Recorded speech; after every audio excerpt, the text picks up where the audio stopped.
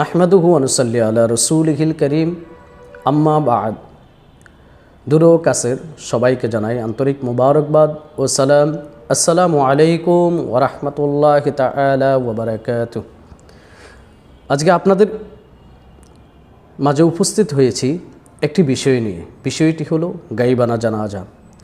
ইদানিংকালে আমরা দেখতে পাচ্ছি দেশ ও বিদেশের মধ্যে যদি কোনো মুসলিম ব্যক্তি মারা যায়, যদি তার উপস্থিত জানাজা হয়ে থাকে, তারপরেও কিছু ব্যক্তি যদি তাদের জানাজা উপস্থিত না হয়ে থাকে, তারা গাইবানা জানাজার নামে একটি জানাজা পড়ে ফেলে।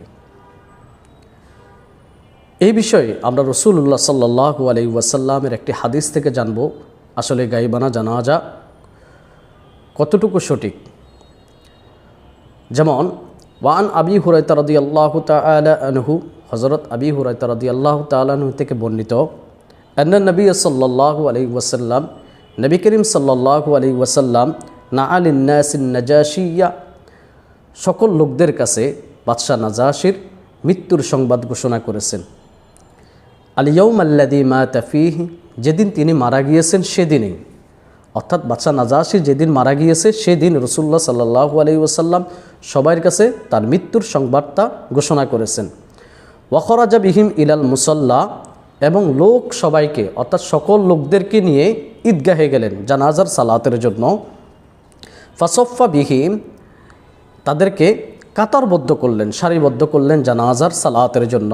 ওয়াকাব্বারা আরবা তাকবীরাতি, চারটি তাকবীর দিলেন, অর্থাৎ চার তাকবীর সহিত বাদশাহ নাজাশির গায়েবানা জানাজা পড়েছিলেন।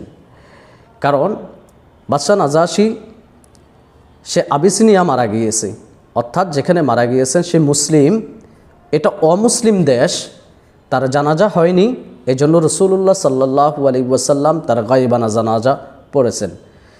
তাই হাদিস থেকে আমরা যতটুকু জেনেছি বা উলামায়ে কেরাম যতটুকু বলেছেন, মুহাদ্দিসিনে কেরাম যতটুকু ব্যাখ্যা করেছেন, যে ওই মুসলিম ব্যক্তির গায়েবানা জানাজা পড়া যাবে যেই মুসলিম ব্যক্তি কোনো অমুসলিম দেশে মারা গিয়েছেন, তার জানাজা হয়নি, এজন্য তার গায়েবানা জানাজা পড়া যাবে। কিন্তু কোনো মুসলিম ব্যক্তি যদি মারা গিয়ে থাকে, তার যদি উপস্থিত জানাজা হয়ে থাকে, তার গায়েবানা জানাজা পড়া যাবে না, কারণ তার জানাজা হয়েছে। এবং যদি আমি উপস্থিত না হতে পারি তার জানাজা, তাহলে তার জন্য কি করব? তার জন্য ইসালে সওয়াব করব, তার জন্য দোয়ার ব্যবস্থা করব, তার জন্য খতমুল কোরআনের ব্যবস্থা করব, সম্মিলিতভাবে মিলাদের আয়োজন করে তার জন্য দোয়ার ব্যবস্থা করব, তার রুহে সওয়াব পৌঁছাবো।